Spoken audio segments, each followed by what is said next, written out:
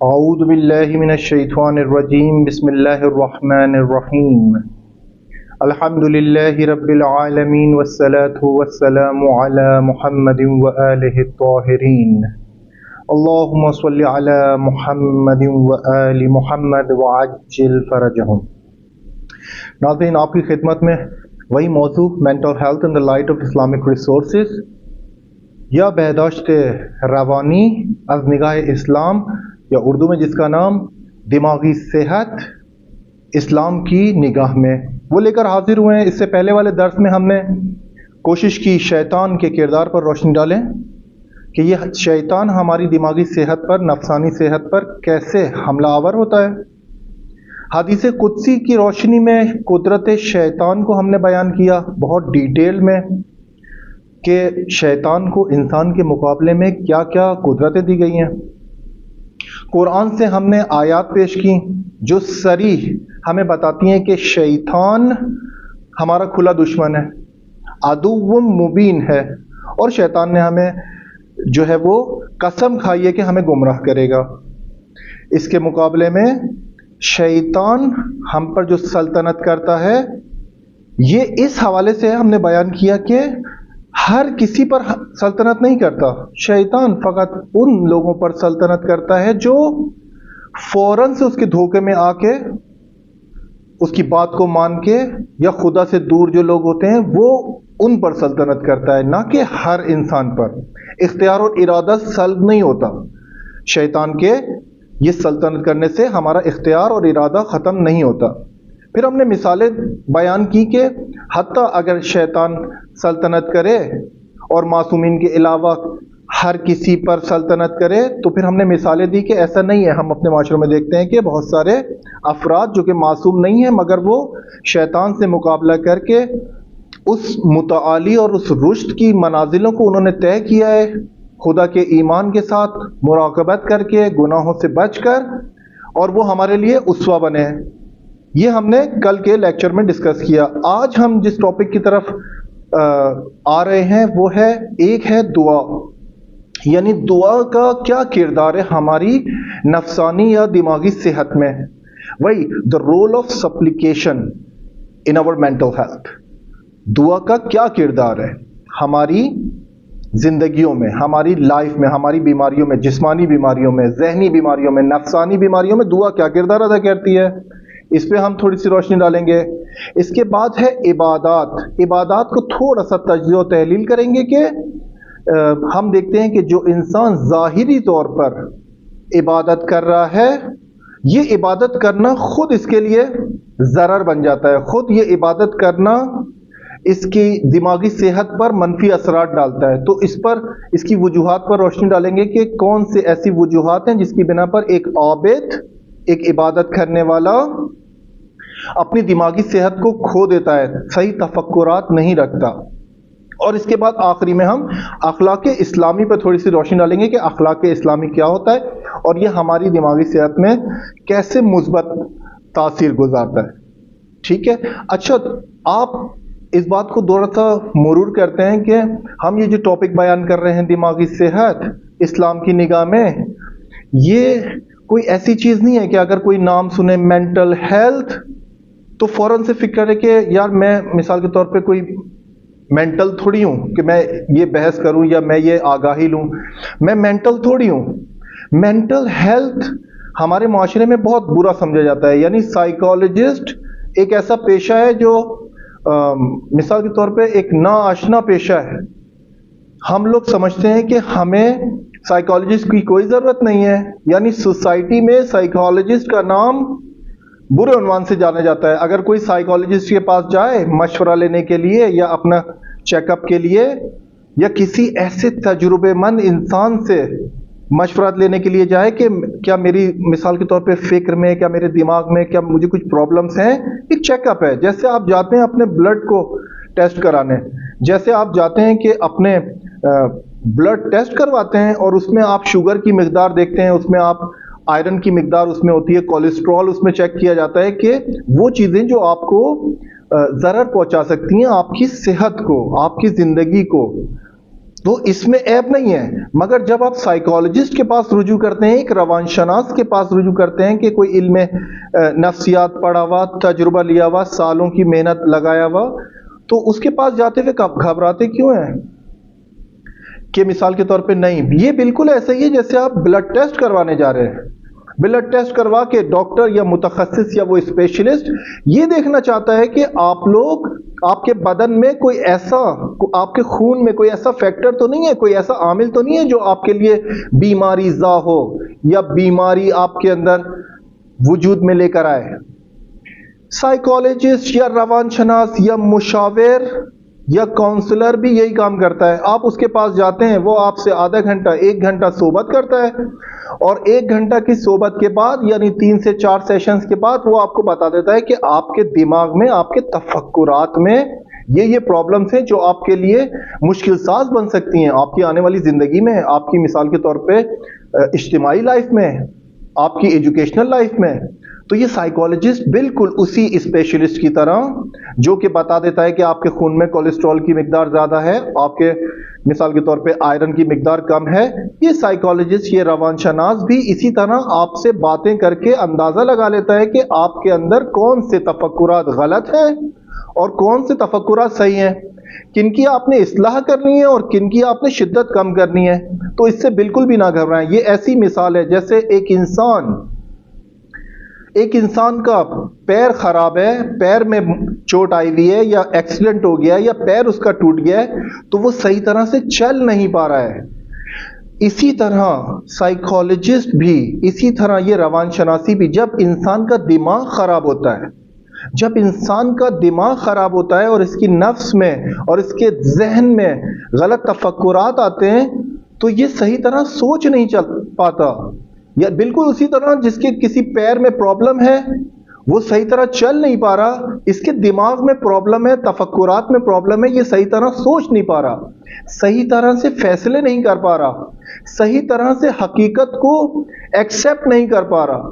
تو یہ کام اپنی زندگیوں میں رائج کریں، کاؤنسلر کے ذریعے، مشاور کے ذریعے، روان شناس کے ذریعے، سائیکالوجسٹ کے ذریعے. اپنی باتوں کو، وہ آپ کا رازدار ہوتا ہے. دیکھیے، آپ اپنی باتوں کو کسی شخص کو بتا دیں گے تو آپ امن میں نہیں ہے، کہ آپ کی سیکرٹس جو ہے وہ بہت زیادہ محفوظ نہیں ہے. کسی دوست سے آپ شیئر کر لیں، کسی فیملی ممبر سے شیئر کر لیں، کسی آؤٹ سائڈر سے شیئر کر لیں آپ، مگر وہ محفوظ نہیں ہے. مگر سائیکالوجسٹ وہ آپ کا رازدار ہوتا ہے. آپ کی بات روم کے باہر نہیں جاتی، آپ کی بات کسی اور کو نہیں بتائی جاتی. آپ کو یہ سیکیورٹی ہوتی ہے کہ میں نے جو بتائے ہیں اپنے مسائل، یہ اسی تک رہیں گے. اسی لیے سائیکالوجسٹ کا پیشہ بہت زیادہ اہمیت کا حامل ہے کہ انسان کیا رازدار ہے اور انسان کی رہنمائی کرتا ہے. بہرحال یہ تو اپنا ٹاپک سے ہٹ کے ہم نے ایک بات کہہ دی کہ مینٹل ہیلتھ کوئی ایسی چیز نہیں ہے کہ اس کو آپ آگاہی لینے والا پاگل ہی ہو. بہت ساری چیزیں وجود رکھتی ہیں، مگر اس وجود کا ہمیں آگاہی اور انفارمیشن، نالج نہیں ہوتی. اسلام میں دعا کی اہمیت کو ہم ڈسکس کر رہے ہیں آج کے موضوع میں. دیکھیں، دعا کہتے ہیں موجود متعالی سے عاجزانہ طور پر، فقیرانہ طور پر، خاکساری کے ساتھ کچھ مانگنا. دعا کہتے ہیں کہ ایک انسان، ایک فرد ہے لیول ڈاؤن لیول اپ والے سے وہ کچھ مانگ رہا ہے، اس کو دعا کہتے ہیں. یعنی اگر آپ کا لیول سیم ہوا، یعنی انسان کا دوسرے انسان سے کچھ مانگنا، یا ایک بچے کا، ایک 5 سالے بچے کا ایک 70 سالے بندے سے کچھ مانگنا، اس کو دعا نہیں کہتے. یہ انسان کے لیول پہ سیم ہے. مگر جب انسان یہی ممکن الوجود، ایک واجب الوجود سے، ایک بالا ترین، عالی ترین، مقدس ترین، متعالی ترین ذات سے کچھ مانگتا ہے، اس کو کہتے ہیں دعا. اور ایک ایسا عمل ہے جو ہمیں بہت سے قسم کے فائدے دیتا ہے، ہماری دماغی صحت کو، ہمارے ذہن کو آرامش دینے میں بہت زیادہ فائدہ دیتا ہے. اس کے ہم 7 طرح کے فوائد ذکر کریں گے اور دیکھیں گے کہ یہ دعا کس طرح سے ہماری مینٹل ہیلتھ پر اثر انداز ہوتی ہے. سب سے پہلا ہے احساس و جذبات کا باہر نکالنا. دیکھیں جو انسان دعا مانگتا ہے خدا تعالیٰ کی ذات سے، اللہ تبارک و تعالیٰ کی ذات سے، یہ ایک طرح سے سائیکالوجی میں اس کو کہتے ہیں بیرون ریزی، یعنی اپنے جذبات اور احساسات کا باہر نکالنا. یہ اپنے تئیں ایک درمان ہے، یہ ایک علاج ہے سائیکالوجی میں. وہ دعا کے ذریعے سے تو نہیں کہتے، مگر وہ کہتے ہیں کہ سائیکالوجسٹ کے پاس، جب کاؤنسلر کے پاس جاؤ تو کاؤنسلر کے پاس جا کر بتاؤ کیا ہوا آپ کے ساتھ، کیسے ہوا، آپ کیا سوچتے ہو، دوسروں نے کیا کیا. وہ انسان اپنے احساسات اور جذبات کو باہر نکالتا ہے، خالی کرتا ہے اپنے آپ کو. یہی خالی کرنا یہ ایک فوائد میں سے ہے کہ انسان کی صحت کو برقرار رکھتی ہے، اس کی دماغی صحت کو متعادل رکھتی ہے، کیونکہ اس کے اندر جو احساس و جذبات تھے وہ باہر نکل گئے. اب اس کو کوئی خطرہ نہیں ہے اس سے.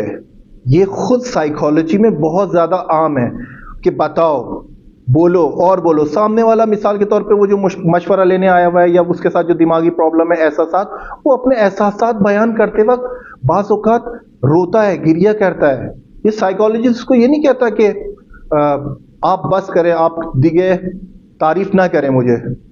یہ سائیکالوجسٹ جو ہے وہ ٹیشو پیپر نکال نکال کے اس فرد کو دیتا رہتا ہے کہ بتاؤ، بولتے رہو، روتے رہو اور خالی کرتے رہو اپنے آپ کو، احساس و جذبات کو. کیونکہ سائیکالوجسٹ جانتا ہے کہ اس کے ساتھ سارے مسائل، اگر یہ جذبات، احساسات اس کے اندر رہے تو یہ جسمانی بیماری کا بھی مریض بن سکتا ہے اور ذہنی بیماری کا بھی مریض بن سکتا ہے. تو سائیکالوجسٹ اس کو کہتا ہے کہ بتاؤ اور بتاؤ اور بتاؤ. پھر ایک اسٹیپ آتا ہے کہ مشاور یا وہ شخص جو سائیکالوجسٹ کے پاس گیا ہے وہ اپنے احساسات کو بیان کر کے ٹھنڈا ہو جاتا ہے، اور پھر موقع ملتا ہے سائیکالوجسٹ کو کہ اب یہ اس کو کیا مشورہ دے اور توصیہ کرے.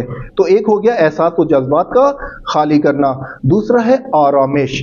لیکن دعا جب انسان مانگتا ہے تو ایک اطمینان اور آرامش کی کیفیت اس کے اندر پیدا ہوتی ہے. دعا مانگنے سے آرامش ملتی ہے. آپ کا اپنا تجربہ ہے، اگر کسی کا تجربہ نہیں ہے تو یہ تجربہ کر کے دیکھ لے.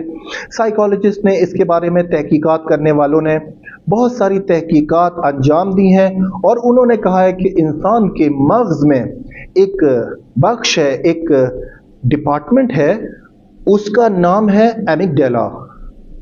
ایمگڈیلا انگلش میں کہتے ہیں اس کو. اور یہ بخش، یہ پرزہ دماغ کے اندر، انسانی دماغ کے اندر، یہ مسئول ہوتا ہے خوف اور اضطراب کو فعال کرنے کے لیے. یہ ایمگڈیلا، یہ مسئول ہوتا ہے، یہ بخش. تو تحقیقات نے انجام دی جو اس بارے میں، انہوں نے کہا کہ یہ جو شخص اپلیکیشن کر رہا ہے، یہ جو متعالی و مقدس ذات سے دعا مانگ رہا ہے، یہ جب حالت دعا میں ہوتا ہے تو یہ غیر فعال ہو جاتا ہے ایمگڈیلا. ایمگڈیلا اس کو اس لیے کہتے ہیں، اس کا فارسی میں نام اس کا آمیگڈال ہے، اور اس کو گریک زبان میں کہتے ہیں ایمگڈیل. ایمگڈیل گریک زبان میں ایلمنڈ کو کہتے ہیں، ایلمنڈ یعنی بادام. بادام ایمگڈیل اس کو اس لیے کہا جاتا ہے کہ یہ جو دماغ کے اندر یہ پرزہ ہے جس کا کام ہی خوف کو فعال کرنا ہے، اضطراب کو فعال کرنا ہے، نا آرامش کو فعال کرنا ہے، یہ ایمگڈیل، یہ ٹکڑا دماغ کے اندر یہ غیر فعال ہو جاتا ہے. یعنی ایسے جیسے اس کا کسی نے بٹن بند کر دیا ہو جب حالت دعا میں ہوتا ہے انسان. جب حالت دعا میں ہوتا ہے یعنی وہ ہارمونز جو آپ کے لیے ترس اور اضطراب اور اسٹریس کو، نا آرامش کو لاتے ہیں، یہ اس کو غیر فعال کر دیتا ہے. تو آرامش دعا کا دوسرا ایک فائدہ ہے جو کہ تحقیقات کے مطابق ہم تک پہنچا ہے، کہ بہت سارے لوگوں نے اس پر تحقیقات کی ہے، بہت سارے سائیکالوجسٹ نے. اگر کسی کو اس کے بارے میں جاننا ہے تو ایمگڈیل یا ایمگڈیلا، اس کے بارے میں آپ رجوع کریں، اپنے طور پر تحقیق کریں کہ یہ دعا کے طور پر کیسے خاموش ہو جاتا ہے، کیسے بند ہو جاتا ہے، کیسے غیر فعال ہو جاتا ہے. تو خدا کی قدرت یہی ہے. یعنی دعا مانگتے وقت آپ میں ترس نہیں ہے، دعا مانگتے وقت آپ میں ایک اطمینان اور آرامش کی کیفیت آتی ہے.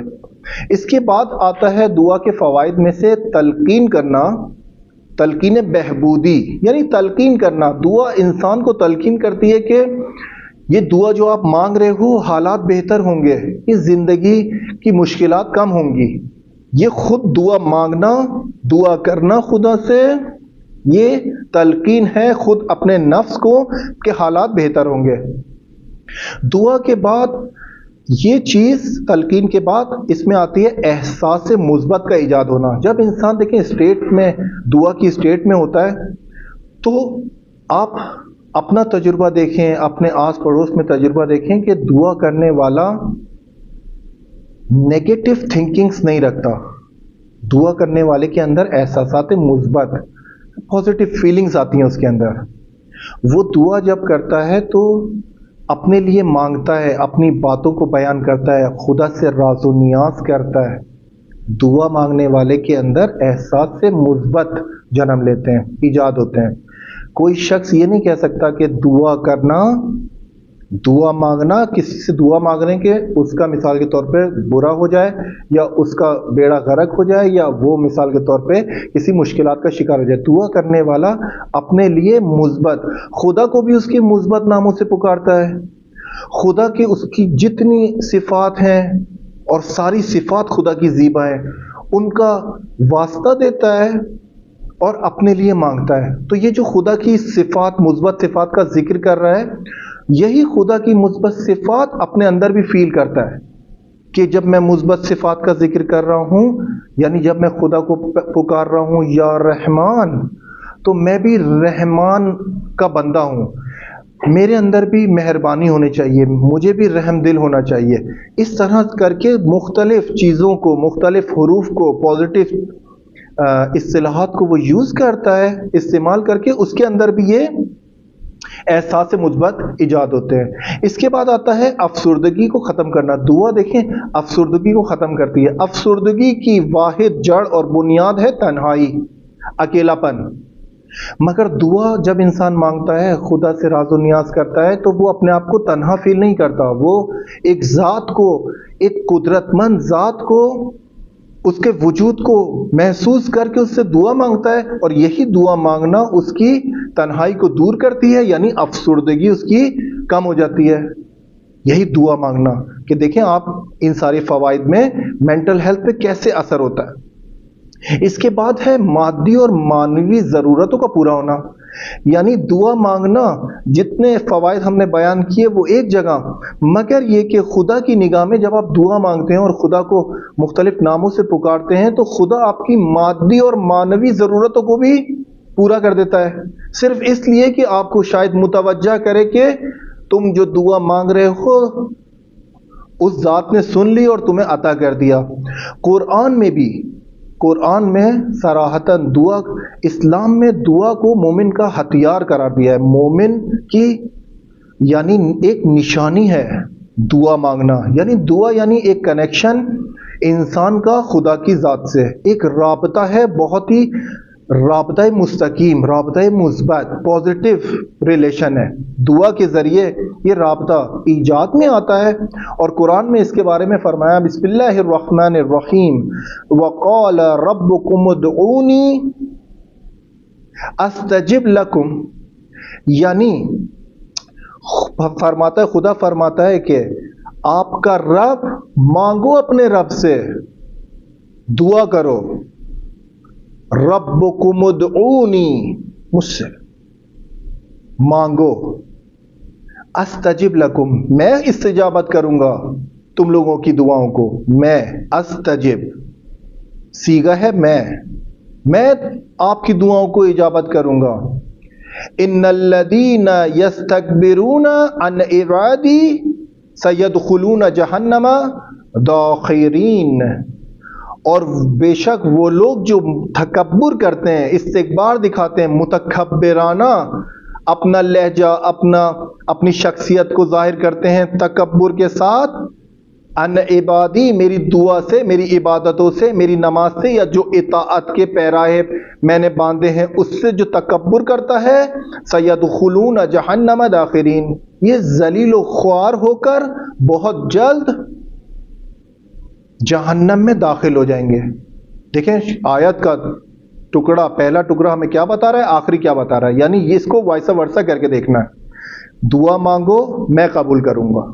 اور اگر تکبر ہے تمہیں کہ تم نے دعا اپنے متعالی مقدس ذات سے نہیں مانگنی، تو پھر یہ تکبر تمہیں کہاں لے کے جائے گا؟ ذلیل و خوار ہو کر، ذلت و خواری کے ساتھ داخل ہوگے جہنم میں. تو یہ قرآن کی روح سے دعا کی اہمیت. آخری جو فائدہ ہے دعا کا وہ ہے انسان کی معنویت کو قوی کرتی ہے. دعا انسان جتنا بھی معنوی ہو جائے، جتنا بھی دیندار ہو جائے، جتنا بھی اعلیٰ مقام پہ پہنچ جائے، پھر بھی دعا اس کے ایمان کو ارتقا دیتی ہے، اس کے ایمان کو بہت زیادہ قدرت مند کرتی ہے. دعا، فقط دعا، یہی رابطہ خدا سے قائم کرنا.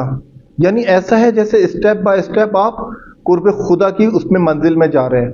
تو دعا کے یہ 7 فوائد جو ہم نے بتائے، یہ ہماری مینٹل ہیلتھ پر بہت اثر انداز کرتے ہیں. اس کے بعد دعا کے بعد ہم جو عبادات پر تجزیہ و تحلیل کرنے جا رہے ہیں، کہ ہم جو بتا رہے ہیں کہ 6 وجوہات ہم ڈسکس کریں گے یہاں پر، کہ کس آپ لوگ دیکھیں گے اپنے اعتراف میں، اپنی سوسائٹیز میں، اپنے فیملی میں، دوستوں میں، کہ ہاں یہ جو 6 وجوہات بتائی ہیں اسلام نے یا سائیکالوجی اور اسلام نے، یہ عملی ہیں، یہ ایسا ہوتا ہے، یہ پریکٹیکلز ہیں. دیکھیے، ممکن ہے ایک انسان عبادت انجام دے رہا ہو مگر یہ عبادت ہی اس کے دماغ کے لیے ضرر رساں ہو، یہ عبادت ہی اس کے لیے منفی چیزوں کا باعث ہو، یہ عبادت ہی اس کو دماغی بیمار کر دے. عبادت ظاہری دیکھیں، اصل عبادت میں کوئی کھوٹ نہیں ہے. اصل عبادت اپنے معنی کے ساتھ، اپنی میننگز کے ساتھ خدا کی عبادت کرنا، اس میں کوئی کھوٹ نہیں. ہم اس کو بحث نہیں کر رہے، ہم یہ بحث کر رہے ہیں کہ بعض اوقات ہم نے معاشرے میں دیکھا ہے کہ عبادت کرنے والے کے دماغ کے فلٹر میں کچرا آ جاتا ہے.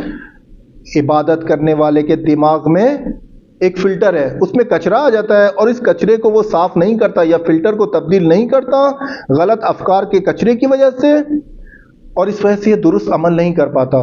جب یہ درست عمل نہیں کر پاتا تو خود بھی اپنے آپ سے ناراض ہے، پرخاشگری کرتا ہے، ایگریشن کا مظاہرہ کرتا ہے، خود ناراض ہے کیونکہ خود کو پتا ہے کہ غلط کام کر رہا ہے. اور بہت سے افراد جو دیکھ رہے ہیں اس کو ظاہری عابد ہے، ظاہری عبادت کرنے والا ہے، یہ بھی اس سے متنفر ہوتے ہیں، یا اس ذات سے نہیں، یہ اس عبادت سے اور اسلام سے اور تعلیمات دینی سے متنفر ہوتے ہیں. وہ لوگ اصل میں جو یہ جو طبقہ ہے روحانی یا مولانا طبقہ یا ملا طبقہ یا یہ دیندار طبقہ، جب یہ لوگ غلط کام انجام دیتے ہیں تو وہ جو عام شخص ہے، وہ جو عادی شخص ہے، وہ اس کو دیکھ کر اس ذات سے اور اس شخص سے متنفر نہیں ہوتا، وہ دین سے متنفر ہوتا ہے. یہ آپ کا اپنا بھی تجربہ ہے اور آپ اس کو آزما کے بھی دیکھ لیں. وہ یہ نہیں کہتا کہ دین تو ٹھیک ہے، دین تو بہت عالی ہے، یہ لوگ خراب ہے. نہیں، وہ کہتا ہے یار دین ہی خراب ہے، یہ تو دیندار ہیں، یہ تو دین کے ٹھیکیدار ہیں. جب یہ ایسا عمل کر رہے ہیں، یہ اتنی بد اخلاقی کا مظاہرہ کر رہے ہیں، تو پھر دین نہیں ایسا ہوگا نا. دین میں پاور ہی نہیں ہے کوئی اس کو بدل سکے. حیوانوں جیسا، جانوروں جیسا بیہیویئر دیندار انسان سے صادر ہوتا ہے، ایک ظاہری عبادت کرنے والے سے صادر ہوتا ہے. کیوں؟ کیونکہ یہی ٹاپک کہ یہ عبادت وہ عبادت نہیں ہے اپنے سارے معانی کے ساتھ، یہ عبادت ظاہری ہے. ظاہر عبادت کر رہا ہے مگر یہ اس کو بھی ضرر پہنچا رہی ہے، لوگوں کو بھی ضرر پہنچا رہی ہے، دین کو بھی بدنام کر رہی ہے اور لوگوں کو دین سے بیزار بھی کر رہی ہے. اس کی وجوہات کو ذکر کرتے ہیں. دیکھیں، سب سے پہلی ہے کہ یہ جو عابد انسان ہے یہ ایک سانچے کے اندر عمل کرتا ہے، بغیر اس کی ڈیٹیل اور عمق میں جائے، یعنی عمیق و دقیق فہم حاصل کیے بغیر ایک سانچے کے اندر، یعنی ود ان دا باکس اس کو کہیں آپ تو بہت بہتر ہے، آؤٹ آف دا باکس نہیں جاتا. ایک اس نے باکس بنایا اپنے دماغ میں، اس باکس کا نام رکھا ہے دین، اس باکس کا نام رکھا ہے اسلام، اس باکس کا نام رکھا ہے عبادت. یہ اس باکس میں جا کے عمل کرتا ہے اور باکس سے باہر کچھ بھی نہیں دیکھتا، ایک سانچے میں عمل کرتا ہے. یعنی کوئی بھی اسرار، کوئی معنی، کوئی دقیق فہم اس کے اندر ایجاد نہیں ہوتا. تو جب ایجاد نہیں ہوتا اور یہ عبادت بھی انجام دے رہا ہے تو یہ وجہ بنتی ہے کہ خود کو ناراض کرے اور دوسروں کو بھی اپنے آپ سے ناراض کرے، کیونکہ ایک حالت ہے محدود، جب بھی انسان کو آپ کسی فعالیت میں محدود کریں گے وہ ایگریشن کا مظاہرہ کرے گا۔ دوسری آتی ہے خود پسندی۔ یہ جو انسان عبادت کر رہا ہے، ظاہری عبادت، ممکن ہے اس کے اندر ایک خود پسندی کی صفت پیدا ہو جائے، اور اس خود پسندی کی صفت سے یہ دوسرے لوگوں کو متہم کرے، یہ دوسرے لوگوں پر مثال کے طور پہ اپنے آپ کو بالا سمجھے، اپنے آپ کو بہت سپیریئر سمجھے اور دوسروں کو پریشان کرے۔ مثال کے طور پہ نماز کیوں نہیں پڑھتے، اور مثال کے طور پہ نماز شب کے لیے کیوں نہیں اٹھتے، اور پانی بیٹھ کے پیو، یا مثال کے طور پہ سیدھے ہاتھ سے پیسے کیوں نہیں دے رہے دکان کو، اور اس طرح سے کیوں نہیں سو رہے۔ یا ہم نے بعض اوقات دیکھا ہے کہ ایک انسان سو رہا ہے اور ایک ظاہر عابد عبادت کرنے والا، یہی انسان خود پسندی کا شکار، یہ آ کے لات مارتا ہے دوسرے شخص کو اور کہتا ہے کہ الٹے نہ سو، الٹے نہ سو، وہ شخص جو الٹا سو رہا ہے۔ اور ایسے بہت سے واقعات ہمارے معاشرے میں ہیں جو کہ سادہ لوگ، دیندار طبقہ ہے، ان کا خود کا بھی دماغ خراب ہے، اور یہ لوگ دوسرے لوگوں کو بھی آزار و اذیت دیتے ہیں، آزار و اذیت دیتے ہیں۔ آپ دیکھیے ہمارے یہاں پاکستان اور انڈین معاشرے میں مشہور ایک طبقہ ہے، مثال کے طور پہ انہوں نے اپنا نام رکھا ہوا ہے مثلا مدنی منع۔ مدنی منع سنا ہے نا آپ؟ مثال کے طور پہ رسول کے دیوانے، پیارے رسول کی پیاری باتیں، ان کو سارے صرف رسول سے پیاری اور میٹھی میٹھی باتیں لینی ہے، اوکے؟ اور رسول سے کڑوی کڑوی باتیں اور وہ جنگی باتیں اور وہ تحقیقاتی باتیں اور وہ بحث و مباحثہ وہ رسول سے نہیں لینا، اس کی وہ لائف کو ہنس کر دیتے ہیں، وہ صرف میٹھی میٹھی باتوں کے چکر میں۔ اسی لیے دیکھیں ان کے اندر شوگر لیول بھی ہائی ہو جاتا ہے، زیادہ جلدی وہ غصے میں آ جاتے ہیں۔ تو یہ جو میٹھے مدنی منع ہیں، یہ جو اپنے آپ کو کہتے ہیں مدنی منع، یہ جو مثال کے طور پہ اپنا کوئی بھی نام رکھ لیں، اوکے، اپنا کوئی بھی گیٹ اپ بنا لیں، آپ لوگوں نے جج کیا ہوگا، دیکھا ہوگا کہ یہ لوگ بعض اوقات معاشرے میں جب گشت کرتے ہیں تو یہ اسی خود پسندی کا شکار ہوتے ہیں۔ مثال کے طور پہ اپنے آپ کو سپیریئر سمجھتے ہیں اور باقی دوسرے تمام افراد کو کسی نہ کسی طرح اخلاقی طور پر ضرر پہنچاتے ہیں، یعنی ان کو مثال کے طور پہ شلوار نیچے اوپر کرنے پہ ان کو ٹونٹ کریں گے، یا ان کی مثال کے طور پہ ان کے نزدیک یہ تبلیغ ہے، ان کے نزدیک یہ خدا کی تبلیغ کرنا ہے، یہ تبلیغی سفر ہے۔ تبلیغی سفر اس کو تو نہیں کہتے تبلیغی سفر کہ آپ جب سے گھر سے نکلیں اور جب سے گھر میں واپس نہیں آتے آپ نے پورے عالم و آدم کا دماغ خراب کر کے رکھا ہوا ہے۔ ہر چھوٹی بڑی چیز پر، ہر چھوٹی چیز تو ٹوکنے والی نہیں ہوتی، اخلاق کے ساتھ بیان کریں۔ انسان کو جب تبلیغ کرنی ہے تو اس کی کوالٹی کو بڑھائے، اس کی کیفیت کو بالا کرے، اس کی کیفیت کو اوپر کرے، نہ کہ اس کی کمیت کو، نہ کہ اس کی کمیت کو، اس کی کیفیت کو بالا کرے، یعنی کوالٹی بالا ہو نہ کوانٹٹی۔ یہ جو تبلیغی سفر اور مثال کے طور پہ تبلیغی جماعت اور یہ ساری چیزیں، یہ وہی سادہ چیزیں ہیں، خود پسندی کا شکار۔ ہم اللہ کی راہ میں نکلے ہوئے اور ہمیں یہ مجوز مل گیا، ہمیں یہ سرٹیفیکیشن مل گئی ہے، ہمیں یہ حق مل گیا ہے کہ ہم ہر کسی کو ٹوکیں گے، چھوٹی اور بڑی بات پہ ٹوکیں گے، روڈ پہ ہوگا ٹوکیں گے، دکان میں ہوگا ٹوکیں گے، گھر میں ہوگا ٹوکیں گے، ہر کسی کو ہم اذیت دیں گے۔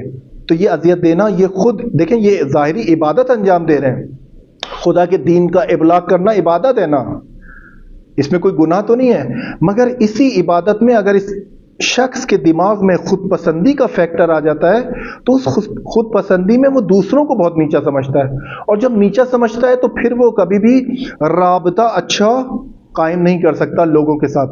جب لوگوں کے ساتھ رابطہ اچھا قائم نہیں ہوگا، لوگ آپ کی بات نہیں سنیں گے۔ رابطہ پہلے قائم ہونا چاہیے۔ تبلیغ بعد کا مرحلہ ہے، پہلے ہے رابطہ۔ اس کے بعد تیسرا آتا ہے وجوہات میں، یہ وجوہات ہم بیان کر رہے ہیں عبادت کی، اس میں آتا ہے مردم گریزی۔ مردم گریزی کہتے ہیں کہ لوگوں سے بھاگنا، اجتماع سے بھاگنا، سوسائٹی سے بھاگنا، یعنی یہ ایک عابد ہے، یہ عبادت کرنا چاہ رہا ہے اور اس کے دماغ میں کسی نے ڈال دیا ہے کہ یار یہاں پر بچہ رو رہا ہے، یہاں پر شور مچ رہا ہے، وہاں پر گانے چل رہے ہیں، یہاں پر خواتین بے حجاب ہیں، فلانا ایسا ہے، یہ معاشرہ ایسا ہے، میں اس معاشرے میں عبادت نہیں کر سکتا. اس کو عبادت کرنے کے لیے پہاڑوں اور جنگل اور دریا صحرا کی طرف سفر کرنا پڑتا ہے. مسیحیت میں یہ بہت عام ہے، مسیحیت میں اس کو رہبانیت کے نام سے جانا جاتا ہے. ہمارے یہاں اسلام میں بھی کچھ فرقے ہیں جو اس طرح کے تفکرات کے حامل ہیں کہ مردم سے گریز کرو، مردم سے بھاگو، اجتماع سے، سوسائٹی سے بھاگو، خدا کے نزدیک ہو جاؤ. یعنی چھوڑ دو ساری وہ چیزیں جو آپ کو پریشان کرتی ہیں، جو آپ کو ڈسٹرب کرتی ہیں. یہ ایکچولی ڈسٹرب کرنے والی چیزوں سے بھاگنا، اس کو کہتے ہیں مردم گریزی. یہی بیماری ہے، یہی افکار غلط ہے. افکار غلط یہی ہے کہ آپ یہ سوچ رہے ہیں کہ عبادت، خدا کی عبادت کرنا یعنی روزہ نماز رکھنا اور خدا سے رابطہ قائم کرنا میں ان کے ساتھ نہیں کر سکتا، مجھے جنگل پہاڑ کی طرف جانا ہے. اور یہیں پر آ کے اسلام ان کی رہنمائی کرتا ہے، بولتا ہے کہ آپ کو انسان جو ہے وہ اجتماعی ہے، اس کو اجتماع کے لیے، سوسائٹی کے لیے پیدا کیا گیا. اس کے ساری واجبات، اس کے سارے مستحبات، اس کے سارے اخلاقیات اسی جگہ ہیں جہاں پر جس کو آپ کہہ رہے ہو ڈسٹرب ہو رہا ہوں میں، اسی جگہ. یہ جو آپ نے 1.5 انچ کی مسجد بنا کے آپ نے جنگل میں وہاں جا کے آپ نے بہت زیادہ اعمال بھی کر لیے، بہت زیادہ آپ زاہد بھی ہو گئے، وہ زاہد آپ کے منہ پہ مار دیے جائیں گے. آپ نے کتنے لوگوں کا حق اس میں ضائع ہوا ہے، کتنے لوگوں کو آپ نے اپنے آپ سے دور کیا ہے، کتنے لوگوں کو آپ رہنمائی دے سکتے تھے، ہدایت دے سکتے تھے، مگر آپ بھاگ گئے. اس کو کہتے ہیں مردم گریزی، یعنی مردم سے، لوگوں سے بھاگنا. یہ بھی عبادت میں ایک افکار غلط ہے، باور غلط. یہ دماغ کے اندر ایک غلط بات آ گئی ہے کہ عبادت خدا کی کرنی ہے. Pin drop silent, pin drop silent میں آپ نے لائبریری میں جانا ہے، عبادت نہیں کرنی. عبادت آپ نے لوگوں کے بیچ میں کرنی ہے، اس کا اجر بہت زیادہ ہے کہ آپ جنگل پہاڑوں کی طرف چلے جائیں. اس کے بعد ہے چوتھا، عابد جو ہے دعا کے بعد فوراً استجابت کی توقع رکھتا ہے. فوراً عبادت کرنے والا، یہ جو خود پسندی کا شکار ہو گیا ہے، یہ جو اپنے آپ کو بہت سپیریئر سمجھ رہا ہے، یہ کہتا ہے کہ میں دعا کروں گا اور دعا میری فوراً مستجاب ہوگی. فوراً مستجاب ہوگی؟ کس نے آپ کو یہ گارنٹی دی ہے؟ نہ آپ کو، نہ مجھے، نہ اور کسی کو. دعا استجابت کرنا خدا کا کام ہے، خدا کی حکمت، خدا کی مشیت، یہ ساری چیزیں آئیں گی تو دعا مستجاب ہوگی. مگر عابد، یہ جو خود پسندی کا شکار ہوا ہوا ہے، یہ کہتا ہے کہ میں دعا مانگوں گا فوراً پوری ہونی چاہیے، اگر پوری نہیں ہوئی بس میں بیزار ہوں. یہ نا امید ہو جاتا ہے خدا سے، اطاعت سے، عبادت سے. تو یہ جو عبادت کے نام پر یہ دعا مانگ رہا ہے، اس کو فوراً سے دعا اپنی قبول کروانی ہے. یہ غلط افکار ہے جو اس کے ذہن میں بھی غلط ہے، اور اس کو جب یہ امپلیمنٹ کرتا ہے تو بھی اس کے صرف ضرر ہی اس کو ملتا ہے، اس کو فائدہ اس کا نہیں پہنچتا. آخری جو وجہ ہے، آخری جو وجوہات عبادت میں، وہ ہے ظاہری عبادت کا انجام دینا سوشل پروفٹس کے لیے. ظاہری عبادت کا انجام دینا سوشل پروفٹس کے لیے. یعنی یہ انسان جو کہہ رہا ہے کہ میں عبادت صرف خدا کے لیے ہے، یہ کہہ رہا ہے نہیں، عبادت کروں گا منافع کے لیے، عبادت کروں گا لوگوں سے پروفٹ لینے کے لیے، عبادت کروں گا کیونکہ میں عبادت کر رہا ہوں، مجھے سوشل پروٹیکشن ہونی چاہیے، مجھے لوگ پیسے دیں، مجھے مثال کے طور پہ میرے بھی بہت سارے خرچے ہیں. یہ اس اسٹیٹ، مینٹل اسٹیٹ پہ پہنچ جاتا ہے اور کہتا ہے کہ میں عبادت انجام دے رہا ہوں، اور لوگوں پہ سوار ہوتا ہے. ایکچولی یہ لوگوں پر فائنینشلی سوار ہو جاتا ہے. یہ انسان جو بھی یہ اپنے دماغ میں تفکر رکھتا ہے کہ میں عابد ہوں، میں عبادت انجام دے رہا ہوں. اب دیکھیے مسجد میں، امام بارگاہوں میں، مسجد میں یہ نماز پڑھا رہے ہیں، یہ کون ہیں لوگ؟ یہ لوگ نماز پڑھاتے ہیں، نماز پڑھا کے نکل جاتے ہیں، نہ کوئی رابطہ ہے لوگوں سے. میں میجورٹی کی بات کر رہا ہوں. بالکل اذان کے اینڈ میں یہ آئیں گے، جماعت کرائیں گے اور واپس اپنے گھر کی طرف. لوگوں سے رابطہ نہیں ہے. اور ان کا سوشل پروفٹ کیا ہے؟ مثال کے طور پہ ان کو گھر ملا ہوا ہے، ان کو گاڑی ملی ہوئی ہے، ان کا خرچہ پانی چل رہا ہے ان کی زندگی کا.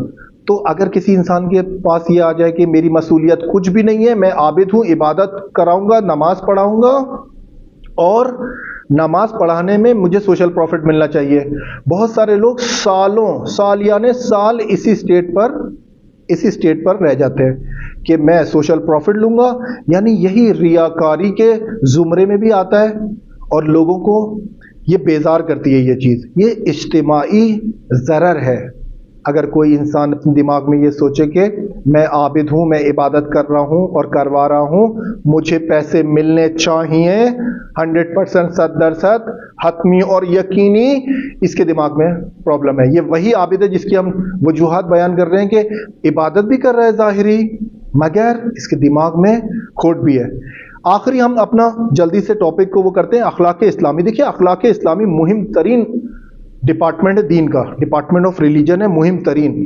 دینداری یا ایک انسان جو بہت متقی ہے، اگر اس کے اندر اخلاق نہ ہو، یہ کسی کام کا نہیں ہے، اس کی کوئی ویلیو نہیں ہے. یہ دین کی ساری لبا لباب ہمیں جو بتایا جاتا ہے. یعنی ایک دیندار انسان اخلاق کے بغیر ایسا ہی ہے جیسے 2 ٹکے کی قیمت ہے اس کی، 2 ٹکے کا ہے، کوئی ارزش نہیں ہے اس کی، اخلاق نہیں ہے. آپ اسی کو اوپر لے کے جائیں، کوئی بہت بڑا عالم بن جائے، کوئی بہت بڑا لیڈر بن جائے، کوئی بہت بڑا مذہبی اور سیاسی جماعت کا لیڈر بن جائے اور اپنے آپ کو داڑھی رکھ لے، شلوار اوپر کر لے، ابا کبا پہن لے، اور اس کے اندر اخلاق نہ ہو، تو یہ اخلاقی پستی اس کی ساری وہ دینداری اور ساری اس کی اسلامی اور سب کچھ اس کی حیثیت کو ملیا میٹ کر دیتی ہے. اخلاق اسلامی اسے کہتے ہیں.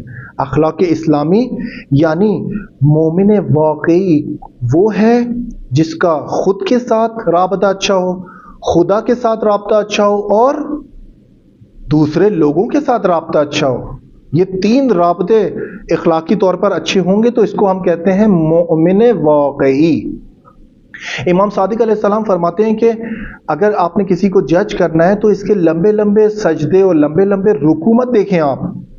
یہ اعمال ان کی عادت بن چکے ہیں، اور ایسی عادت بن چکے ہیں کہ اگر یہ ان اعمال کو ترک کریں تو انہیں پرابلم ہوگی، انہیں ناراحتی ہوگی، بس یہ اعمال کو انجام دیں گے کیونکہ یہ ان کے عادت کا حصہ بنا ہے. یہ دینداری ان کی عادت بنی ہوئی ہے. مگر اگر تمہیں مشخص کرنا ہے کہ کون دیندار ہے تو تم صداقت اور امانت کے ذریعے اس کو پرکھو. صداقت اور امانت 2 معیارات ہیں، اس کے ذریعے پرکھو کہ اخلاق اسلامی اس کے اندر کیسا ہے، صادق ہے یا نہیں اور امین ہے یا نہیں. عزیزان، ہمارا ایک جو مقصد ہونا چاہیے زندگی گزارنے کا، وہ صادق اور امین بننا ہونا چاہیے. صادق اور امین، ہمارے پیغمبر اکرم صلی اللہ علیہ وآلہ وسلم صادق اور امین ان کے 2 لقب تھے.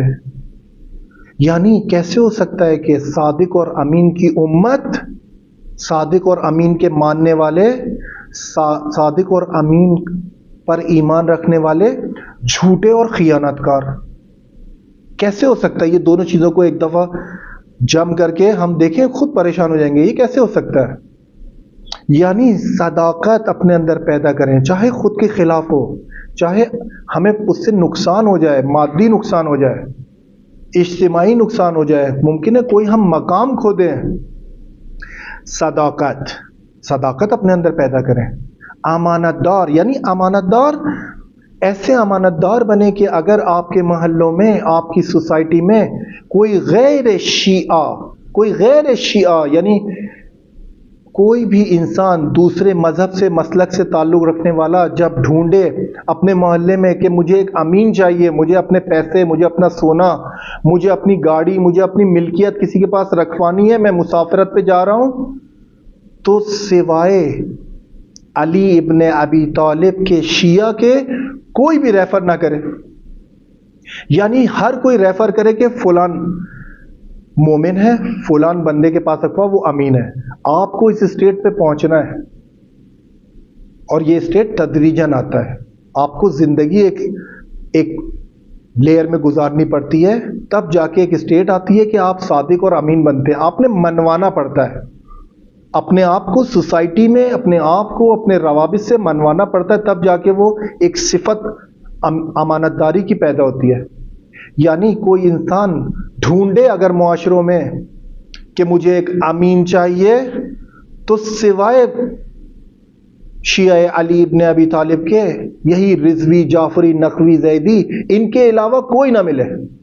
جب آپ نے اس مقام پہ اپنے آپ کو پہنچا دیا، پھر آپ کہہ سکتے ہیں کہ آپ مومن واقعی ہیں، نہ وہ مومن جو ہم نے اپنے لیے خود سے نام پسند کر لیا ہے کہ مومن بھی ہیں خائن بھی ہیں، مومن بھی ہیں ڈکیت بھی ہیں، مومن بھی ہیں جھوٹ بھی بولتے ہیں، مومن بھی ہیں اور لوگوں کی امانت کو بھی غائب کر دیتے ہیں۔ ایسا نہیں کرنا ہے۔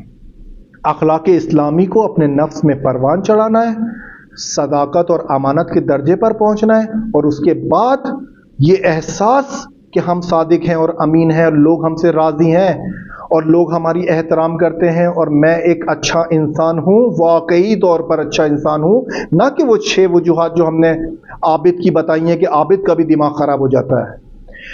یہ احساس انسان کے اندر جب جنم لیتا ہے کہ لوگ مجھ پر بھروسہ کر رہے ہیں، میرا اخلاق اچھا ہے، لوگ مجھ سے راضی ہیں، یہ احساس آپ کی دماغی صحت کو 4 چاند لگاتا ہے، آپ کی مینٹل ہیلتھ کو بالکل اس حالت میں لے آتا ہے جو اس کی اصلی حالت ہے، جس میں بہت سارے نورانی افکار، جس میں بہت سارے رحمتیں برکتیں آپ کے دماغ میں، نفس میں اور نفسانی قوتوں میں ظاہر ہوتی ہیں، جس کی وجہ سے آپ بہت سارے پازیٹیو کام انجام دیتے ہیں۔ تو یہ اخلاق اسلامی، دعا کی اہمیت، اور ہم نے عبادت کو جو تجزیہ تحلیل کیا، اس کو دقت سے مرور کریں، اپنی زندگیوں میں دیکھیں، اور جو چیزیں غلط ہیں اس کو سائڈ پہ لگائیں اور جو چیزیں بہتر ہیں اس کو آبزرو کریں، گیٹ کریں اس کو۔ آگے آنے والے بحث میں، آگے آنے والے درس میں ہم ایک بہت زیادہ عمیق ٹاپک اور بہت زیادہ دلچسپ ٹاپک کی طرف نشاندہی کریں گے، اور وہ ہے ہماری دماغی صحت کو دھمکانے والے عوامل، یعنی threatening factors of our mental health.